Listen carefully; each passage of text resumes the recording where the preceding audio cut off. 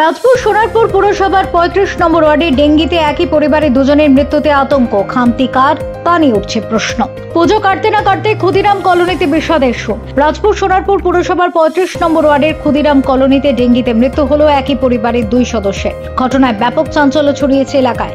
আতঙ্কে অনেকেই এলাকা ছেড়ে অন্যত্র আশ্রয় নিচ্ছেন। স্থানীয় বাসিন্দারা অভিযোগ করেছেন, নিয়মিত ড্রেন পরিষ্কার না হওয়া এবং কাউন্সিলরের গাফিলতির কারণে এই ভয়াবহ পরিস্থিতি। আমাদের তো অসুবিধে, ঠিকঠাক মতন ড্রেন পরিষ্কার হয় না, ড্রেনটা কাঁচা, রাস্তাঘাটে গেল অনেকে তো আক্রান্ত, মানে ভয় লাগছে, কি বলবেন? হ্যাঁ, ভয় তো লাগছে। কোথায় চলে যাব, কোথায় যাব? এখানে পড়েই মরতে হবে। ঘর বাড়ি ছেড়ে কোথায় যাব বলুন না? আমরা গরিব মানুষ, কাজ দিন আনি দিন খাই, কোথায় গিয়ে আমরা থাকবো? এই অবস্থায় মরে এখানে পড়ে থাকবে। আমার নাম টুলটুল গুহ।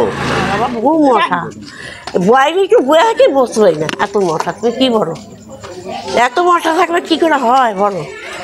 কাজ করছে না, না কিছু কাজ করছে না, বাড়িঘর পরিষ্কার করছে, সব করছে, কিছু করছে না তো হচ্ছে না সেই মশা। তুমি যদি বসো দেখো কেউ বসতে পারবে না। আমার নাম কি? আমার নাম মীরা মিত্র। শনিবার রেনিয়া ক্ষুদিরাম সরণির বাসিন্দা ৪৩ বছর বয়সী বন্দনা সর্দার ডেঙ্গিতে আক্রান্ত হয়ে এমআর বাঙুর হাসপাতালে চিকিৎসাধীন অবস্থায় মারা যান। এর আগে চলতি মাসের ৬ তারিখে একই পরিবারের সদস্য ৪৫ বছর বয়সী বিপ্লব সর্দার মৃত্যুবরণ করেন একই কারণে। আমার বড় ভাই, মানে আমার বড়দা যে আছে, সে মারা গেছে। কি নাম? বিপ্লব সর্দার। তারপর আজকে আমার স্ত্রী মারা গেছে, বন্দনা সর্দার, ডেঙ্গুর কারণেই মারা গেছে। আমিও ডেঙ্গুতে ভর্তি হয়েছি, ডেঙ্গু আমার হয়েছিল প্রায়, আমার ছোট মেয়েরও ডেঙ্গু হয়েছিল। আমি রিকভারি করতে পেরেছিলাম, 8 দিন ভর্তি ছিলাম আমি, সেখান থেকে রিকভারি করে আসলাম। ছোট মেয়েটারও ডেঙ্গু হয়েছিল, ছোট মেয়েটাও রিসেন্ট একটু ভালো আছে, কিন্তু মানে এখনও পর্যন্ত লাস্ট ফাইনালে আরেকবার প্লেটলেটটা দেখার জন্য কালকে আরেকবার টেস্ট করানো হবে।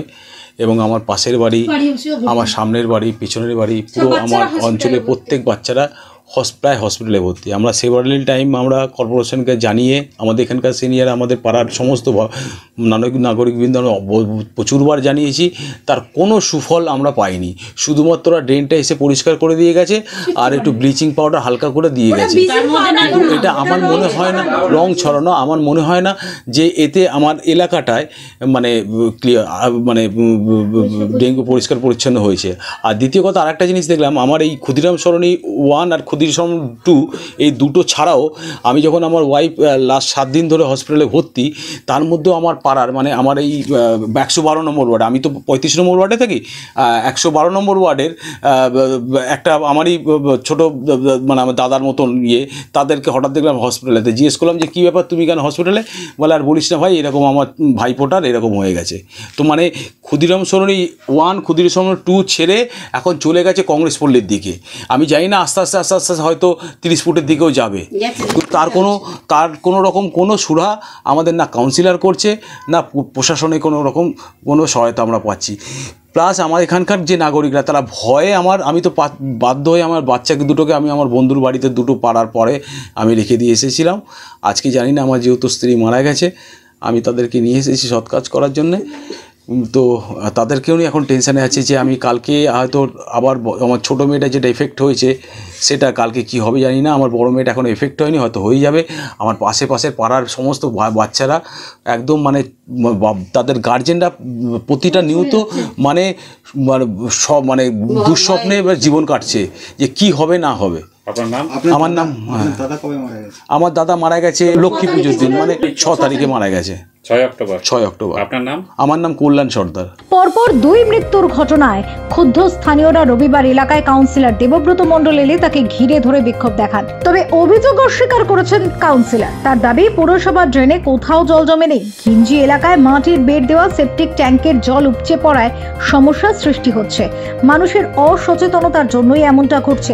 দেখুন, প্রথমে হচ্ছে যে মারা গেছে 2 জন, সেটা অত্যন্ত দুঃখজনক ঘটনা। কারণ যে 2 জন মারা গেছে, প্রথমজন যিনি মারা গেছে বিপ্লব কর্মকার, সে আমাদেরই, বিপ্লব সর্দার, সে অবশ্যই আমাদেরই একজন অত্যন্ত আপনজন, আমাদেরই লোক ছিল, আমাদের একজন দীর্ঘদিনের তৃণমূল কংগ্রেসের সঙ্গে যুক্ত একজন অত্যন্ত ঘনিষ্ঠ মানুষ আমাদের। বিষয়টা হচ্ছে, আমরা বিপ্লব সর্দারের মৃত্যু বা সেটা ফ্যাক্টর নয়, আমরা প্রতিনিয়ত আমাদের পরিষ্কার চলে। আমি আপনাকে বলছি, আপনি ড্রেনগুলো দেখুন, আজকে পরিষ্কার করে যাচ্ছে, পরের দিনই থার্মোকল থেকে শুরু করে প্লাস্টিক থেকে শুরু করে ভরে যাচ্ছে। আমাদের ভ্যান প্রত্যেক দিন ভ্যান আসে যারা কনজারভেন্সি কালেকশন করতে আসে, সেক্ষেত্রেও কিন্তু ময়লার একটা ব্যাপার রয়েছে। আমরা যেদিন বিপ্লব সর্দারের ঘটনা আমার কানে এসেছে, টোটাল যোগাযোগ আমরা করেছি এবং প্রত্যেকটা গলির ভিতরে আমরা কিন্তু আমাদের কনজারভেন্সি, নির্মল সাথী এবং আমাদের যে আশাকর্মী আছে, আমাদের ব্লিচিং থেকে শুরু করে আমাদের যে স্প্রে, যে অয়েলটা দিয়ে স্প্রে করা হয়, টোটালটাই আমাদের করা হচ্ছে। আমরা যেটা এই অঞ্চলটা যেটা আমরা দেখেছি মূলত অত্যন্ত মানে ঘন জনবসতিপূর্ণ একটা জায়গা এবং আপনি দেখেছেন নিশ্চয়ই প্রত্যেকটা বাড়ির সাথে বাড়ির সঙ্গে মানে ডিস্টেন্সটা অনেকটা কম। আমরা গিয়ে দেখছি কারোর বাড়ির দুটো বাড়ির মাঝখানে কাঠ ঝাঁপানো রয়েছে, গাছগাছালি ভর্তি। আমরা জবে থেকে জানতে পেরেছি, এসে প্রতিনিয়ত সতর্ক আমরা করেছি। আজকে সকালেও আমরা এসেছি। গত কয়েকদিন আগে যে সমস্ত মানুষ ব্লাড টেস্ট করতে যাচ্ছে না, আমরা আমাদের যে ইউপিএইচসি রয়েছে সেখান থেকে কিন্তু আমরা আমাদের স্বাস্থ্যকর্মীদের নিয়ে এসে আমরা এখান থেকেও ব্লাড কালেক্ট করেছি। সর্বতোভাবে আমাদের যতটুকু সচেতন করা টোটালটাই আমরা করছি। এবং যে বাড়িতে ঘটনাটা ঘটেছে আমরা ঠিক তার পিছন দিকে আজকে দুপুরবেলা এসে দেখলাম, পারলে আপনাদেরকেও দেখার জন্য অনুরোধ করব, ওনার বাড়ির পিছন দিকে দেখলাম টিনের লাস্ট সীমানা আছে, ওটা টিনের ঘর বা কিছু একটা আছে। তার পাশেও আমরা দেখলাম দুটো বাড়ির মাঝখানে যে অনেক দিন আগের যে ওই যে পাতকুয়া যেগুলো হতো না, ওই সিমেন্টের বা ওই মাটির যে বেড দিয়ে যেগুলো করতো, অটোমেটিক দেখতে পাচ্ছি সেখানটা জল জমে রয়েছে। বাধ্য হয়ে আমরা বললাম যে আপনারা এইগুলো আমাদের জানাচ্ছেন না কেন। এবং আরেকটা যেটা বেশি প্রবলেম এখানে এসেছে, যে প্রত্যেকের ম্যাক্সিমাম বেশ কিছু বাড়ি দেখবেন সেফটি ট্যাঙ্কিটা না ওভারলোড হয়ে গেছে, যারা কোনো মতেই সেগুলো পরিষ্কার করার জন্য ইনিশিয়েটিভ নিচ্ছে না। বাধ্য হয়ে আমরা কথা বলেছি যে আমরা পৌরসভার পক্ষ থেকে কোন কোন বাড়ি ভরে গেছে আমরা পৌরসভার পক্ষ থেকে দায়িত্ব নিয়ে সেগুলো করাবো। এইবার ইনিশিয়ালি যেটা আমার অনুরোধ থাকবে সকলের কাছে, যে দেখুন ডেঙ্গু আমাদেরকে নিয়ন্ত্রণ করতে হবে। জমা জল, আমি অবাক হয়ে গেলাম একটা বাড়ি থেকে দেখছি তার থেকে শুরু করে গাছ গাছালি পুরো ভর্তি। আমরা বলার পরে তারা সেগুলোকে সরিয়ে দিল। আমাদের কাজ, আমরা তো সচেতন করে যাচ্ছি কন্টিনিউয়াসলি। এইবার যেটা আপনাকে অভিযোগ করছে যে সাদা পাউডার দিচ্ছে, তো কোনো কাজ হচ্ছে না, এটা ভিত্তিহীন। ব্লিচিং আমাদের কাছে ব্লিচিং বস্তায় আসছে, চুন যেটা আসছে আমাদের বস্তায় আসছে। আমরা সেই ব্লিচিং এবং চুন যেগুলো আছে সেগুলো প্রতিনিয়ত আমরা দিয়ে নিয়ন্ত্রণ করার যতটা সম্ভব চেষ্টা করছি। কারণ আপনি দেখবেন যে ড্রেনগুলো আছে, যে ড্রেনগুলোতে প্রতিনিয়ত জল সরবরাহ হচ্ছে, সেই ড্রেনে ডেঙ্গুর জার্ম থাকে না। ডেঙ্গুর জার্ম থাকে যেগুলো আবদ্ধ ড্রেন, যেখান থেকে জলটা দীর্ঘদিন ধরে জমে রয়েছে, জল নিকাশি হতে পারছে না। কিন্তু এখানে যতগুলো ড্রেন রয়েছে প্রত্যেকটা ড্রেন কিন্তু নিকাশি, আপনি দেখুন আমাদের পরিষ্কার চলছে। এবার যাক, যাতে আগামী দিনে যাতে এটাকে আমরা অবশ্যই আপনজন, মানে এলাকা হ্যাঁ আতঙ্কের মধ্যে আছে। আমি সকালবেলা এসেছি, আবার কালকেও আমাদের জনসংযোগের একটা মিটিং আছে।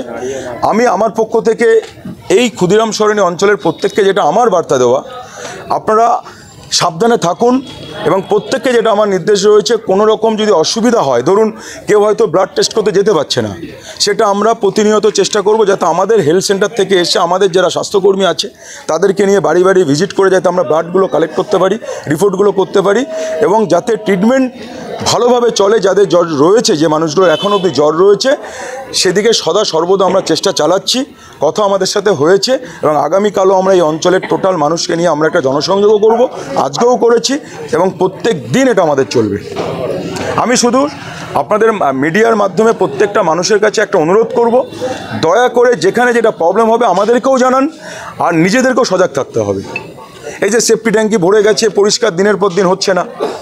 সেকেন্ডলি যেটা হচ্ছে যে প্রত্যেকের বাড়ির উপরে আশপাশে অলি গলিতে যে কাঠ গাছ যেভাবে ছড়িয়ে ছিটিয়ে রয়েছে, সেগুলো আবদ্ধ জিনিসগুলোকে যাতে সরে যায়, আমি অনুরোধ করব এইগুলোকে একটু নির্মূল করুন। যেগুলো আপনারা পারছেন না, অসুস্থ, আমাকে জানান, দরকার হলে আমরা আমাদের কনজারভেন্সি লোক দিয়ে সেগুলো আমরা করে দেবো। তবে এ বিষয়ে রাজপুর সোনারপুর পৌরসভার সিআইসি জনাব নজরুল আলী মণ্ডল দুঃখ প্রকাশ করে বলেন, আমি খুব মর্মাহত খবরটা শুনে। আমি যে ছেলেটি সেটা আমাদের দলের একদম খুব কট্টর ছেলে, আমাদের ছেলে ছিল, বিপ্লব তার নাম ছিল, তারই পরিবারের একজন মারা গেল, দুজন মারা গেল। এটা খুব দুঃখজনক ঘটনা এবং আমি চেয়ারম্যানকেও জানিয়েছি, যেহেতু এই দপ্তরটা চেয়ারম্যান নিজেও দেখেন